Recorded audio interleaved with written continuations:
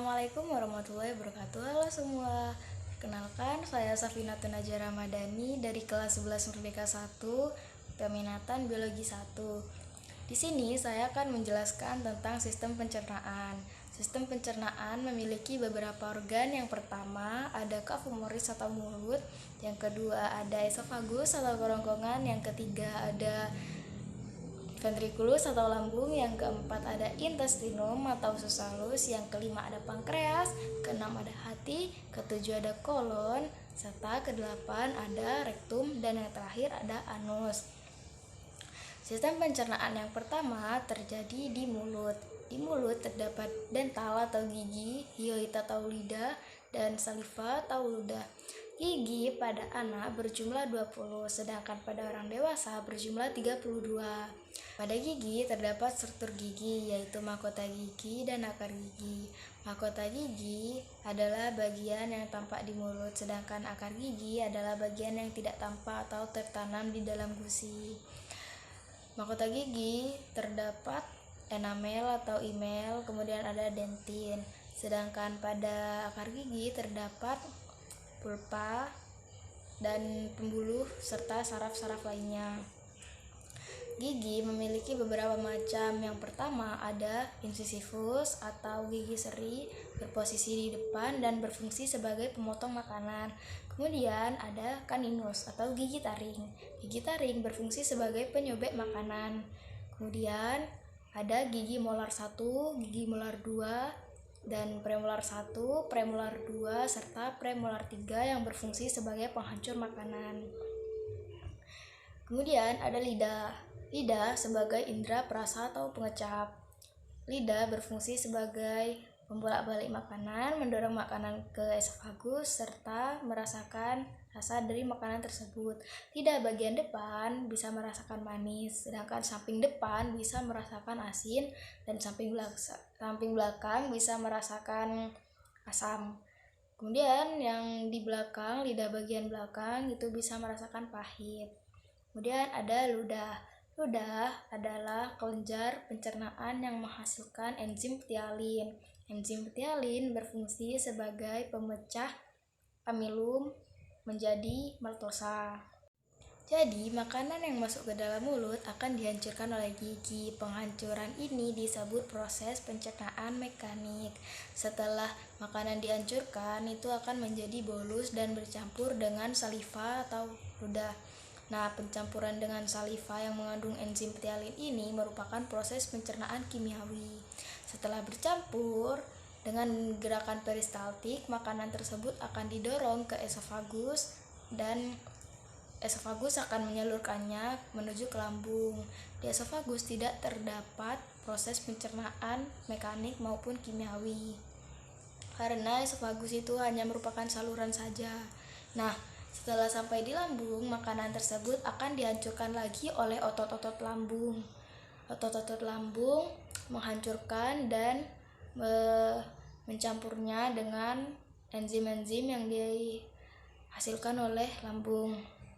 Di antaranya ada pepsin sebagai pemecah protein menjadi pepton, kemudian ada renin yang menggumpalkan kasein air susu pada balita, kemudian ada HCl yang membunuh bakteri, dan ada lipase sebagai pemecah lemak menjadi asam gliserol atau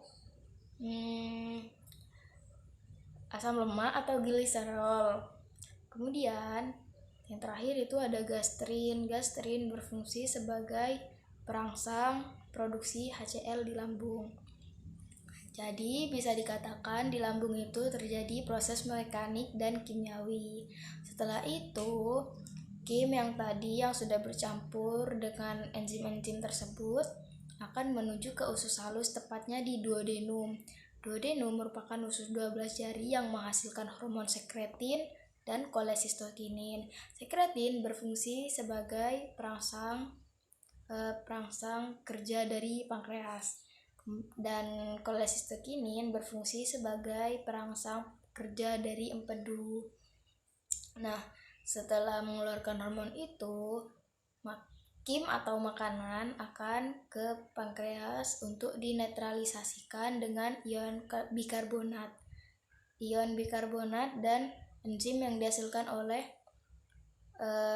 pankreas tersebut, yaitu ada tripsinogen yang berfungsi sebagai pemecah protein menjadi pepton, ada amilase sebagai pemecah amilum menjadi maltosa, dan terakhir ada lipase sebagai pemecah lemak menjadi asam lemak dan gliserol.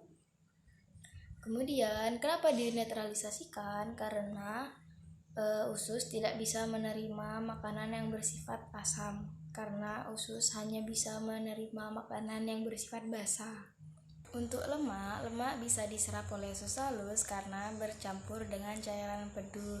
Cairan empedu yang berada di kantong empedu dan terletak di hati. Cairan empedu berisi garam-garam empedu, pigmen empedu, kolesterol, dan air.